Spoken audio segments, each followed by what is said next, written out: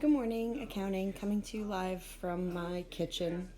I don't really have anything new. I'm actually going to repost the same piece of yesterday's practice for you guys to do, but I also just like to check in and make sure you guys are all okay. So I was very, very proud of everyone's hamburger method. I'm sorry, Joey pointed out that there is no meat. Like, what is the actual? So, again, kind of a choose your own adventure. If you're a vegetarian, veggie burger. If you like chicken burger. It could really be anything. If you're like a Chick-fil-A kind of person, I feel like that might work for you. All right. On the next slide, so if you guys see like what I did here. So again, today you're just practicing. If you watched yesterday's video and you did everything, you did the hamburger method and then you did E11A with me, you're all set. But if you didn't, continue on because I'll replay it. I think it should replay. I think I know how to do this. I make no guarantees. Otherwise, go and rewatch yesterday's video. I don't know. But I did make a slide with a couple of the pictures of your inventory, which I thought were super cute. So I wanted to share that with you guys, especially because I was very intrigued to know some of these fun facts about you. All right, so next slide. And I had to take on the hat challenge that Anthony, Aaron, and Joey presented. So I put Gio in all of his hats and found out that he also has 7 and also has no red hats because I was picking on Anthony hard for not having diversity of color. But the other 2 guys, they had color. So this was cool. I love this. Nail polish I thought was awesome. Super jealous. I have 1 nail polish color and I keep recycling that over and over again. The Supreme tennis balls, I'm sure you guys can guess whose that is. Again, 3 pairs of Yeezys. I think I'd have to sell my car to buy 1 pair. The 9 rolls of toilet paper, where'd you find those? And we're going to come to your house if it becomes an issue. Yes, that's Gio singing Frozen 2, in case you're like, who's singing that? The Clorox disinfecting wipes. I love because I know who has all this stuff. So it's good to know whose house I need to go and steal from. So this is important. Shoes, the eyeglasses are sick. Having that many pairs of eyeglasses, I'm not even mad. I'm impressed. The Nintendo Switch games, that's probably coming in clutch right now.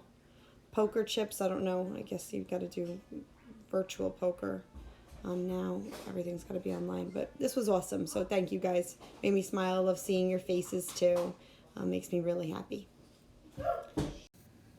Okay, so we're going to do E11A together. I think it's on page 236 in your textbook. Otherwise, you guys can just follow along with me. That doesn't bother me at all. But if you kind of wanted to like do your own thing, that's great. Again, I just wanted us to do at least 1 practice together, even if it's just used for you guys as a reference back. And maybe I'll make sure that this like little page is available to you. I might change it though so that you're not going to be able to see me. You're just going to be able to hear me because it might be a little hard for me to write and stare at you just with it being so tiny. And I also want you guys to have I want it to look very clear because this is going to be the first one that we're doing together as your model to keep referring back to. So it's going to be kind of important that it's clear. So we can read together because I think that's important, like a family. Let's read. So they tell us using the selected account balances at December 31st for this general store, prepare a multi-step income statement and show detail of net sales. The company uses the periodic inventory system. So that's going to be super important for us to note. And then they tell us that the beginning inventory was 26,000 and that the ending inventory is 22,000. So it's not over here in all your notes. We need to remember that, and that's your top bun, bottom bun. So that's going to be important. All right, like I said, I'm going to switch off, but I'm still here. All right, but I'm going to switch off so that I can like put the iPad down and then I can actually do it alongside of you.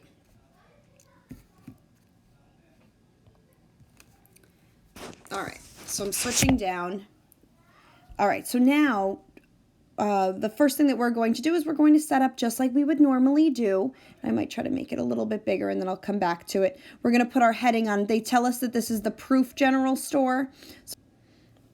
Okay, so let's try this with you guys just listening. I mean, do it alongside me, obviously, but without having to stare at me, I guess. All right, so now we're looking at E11A, and we've got to set up our heading. So let's go and set up a heading. They tell us this is called the Proof General Store. This is an income statement. And it's for the year ending 12/31/14. All right, so again, looking back at the information that they gave us. All right, so again, we know that we're going to put in some headings. So let's go and put in some headings together.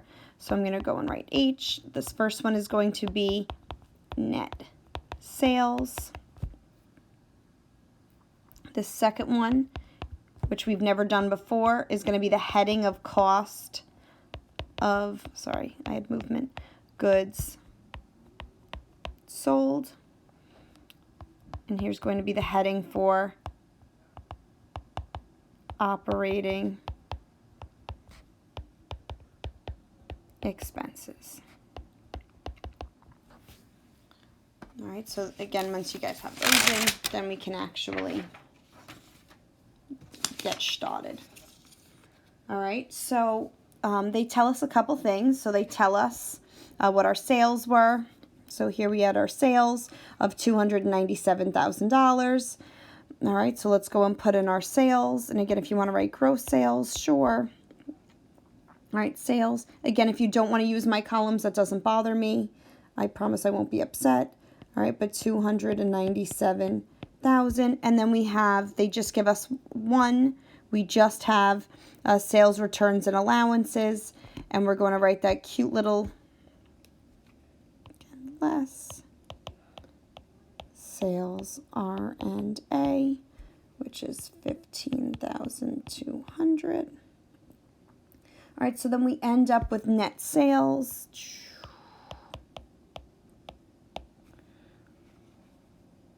281,800. All right, that wasn't as bad as I thought it was going to be. And again, here's my net sales number. So just trying to show you guys again, net sales minus cost of goods sold gives us gross margin, minus operating expenses gives us net income. So I'm still trying to show you guys that all of those things are true. It's this piece right here that we're going to do next, which is that hamburger method that we've been discussing, or that we learned today. All right, so again, we're going to do top bun, bottom bun. All right, for this, remember that they told us in the paragraph that our beginning inventory was 26 and that our ending inventory was 22. All right, so that's going to be important. So again, going back to our top bun, bottom bun, again, notice that I'm going to go and write beginning inventory. And again, I'm going to say it's up to you. You probably don't want to write an ending inventory just yet because you might get confused on which ones the lines are going to be. I mean, if you guys want, I'll kind of show you guys just so that you guys have an indicator. This is going to be your final for cost of goods sold. And then here's going to be your ending inventory, and we're going to write a word later on, but I won't do that with you yet. All right, so they tell us that our beginning inventory, and I'll try to move us over a little bit, all right, is 26,000. So again, it's up to you guys if you guys want to use my columns. Again, doesn't bother me at all if you don't. But again, our beginning inventory was 26,000. All right, and then they tell us, and again, if we remember this, so this was your, again, this was your top bun. All right, this was your top. All right, this was your bottom. I'm just trying to, throw those things up at you. That when you lifted up that top bun, you see 3 pickles. In this case, they only have 2 pickles because they give you purchases and then they give you purchase returns and allowances. So again, just to like kind of like toddle over. All right, so again, they give you purchases and then they give you purchase returns and allowances. There are no purchase discounts. So in this case, there's only 2 pickles that we're going to have here. Again, notice I'm going to be using a different column. So the purchases were $114,800, and then it was $4,000 for the purchase returns and allowances. So since we remember that the word less reminds us that we have to subtract it, we're going to end up with a net purchases amount of,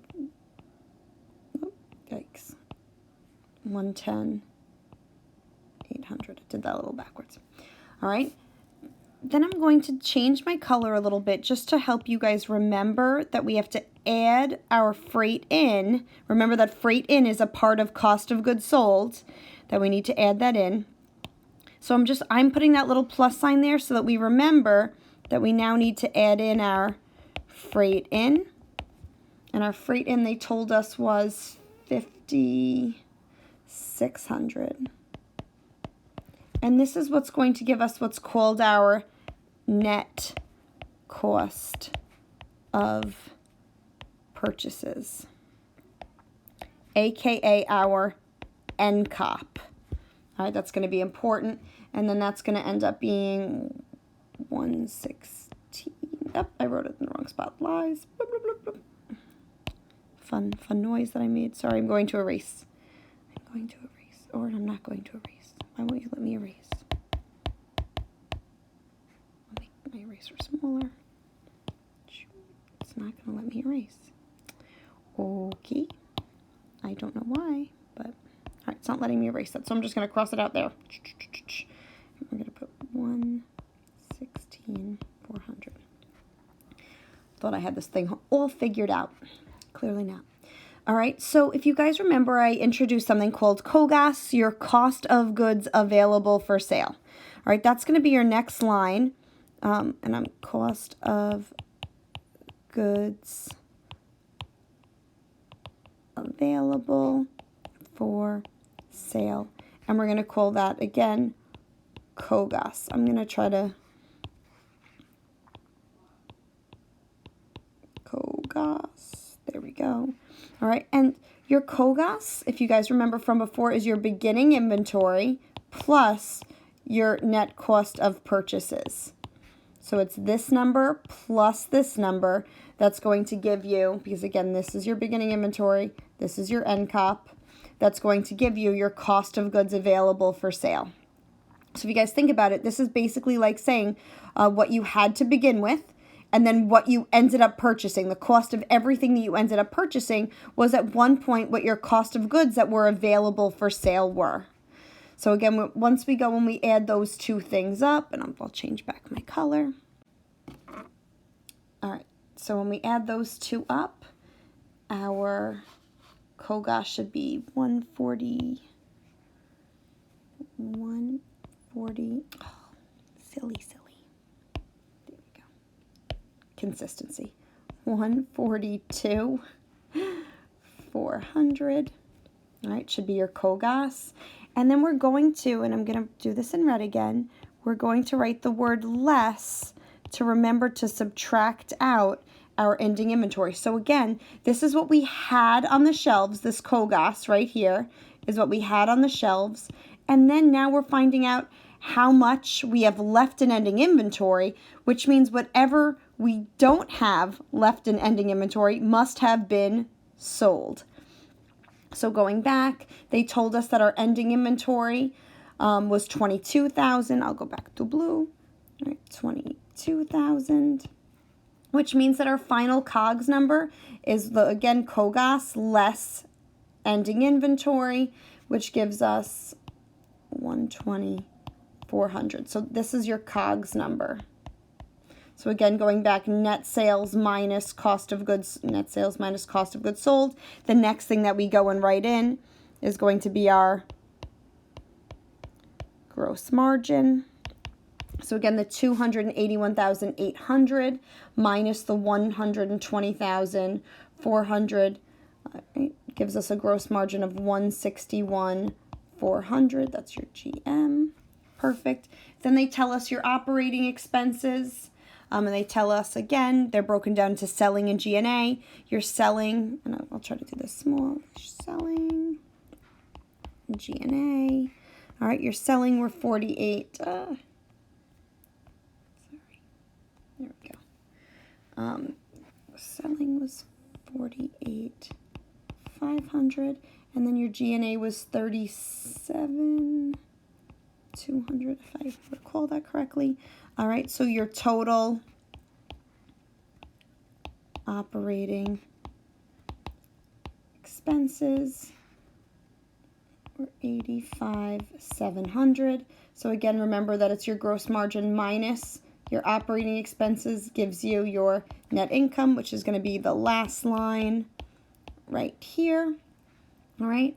So again, the 161,400 minus the 85,700 is a net income of 75,700. Whew. I know. Talk about a workout. Go eat a piece of cake, because this is not a piece of cake. So if you're sitting here thinking, wow, that was really difficult, I totally agree with you. This is not an easy thing to do, which, again, that's why I always say to you guys, well, we do this one last, but that I introduce the journal entries first, and that I teach you guys how to do the perpetual one first, because this one is a little bit scarier, a little bit more intimidating, but you know what? I'm never going to leave you guys on your own with it. You guys will always have these things as a resource. And like I said, make sure you guys upload your hamburger chart from the others so that you guys get credit for the day. All right, guys, I hope you have a good day, and I will see you guys tomorrow to practice some more. Bye-bye.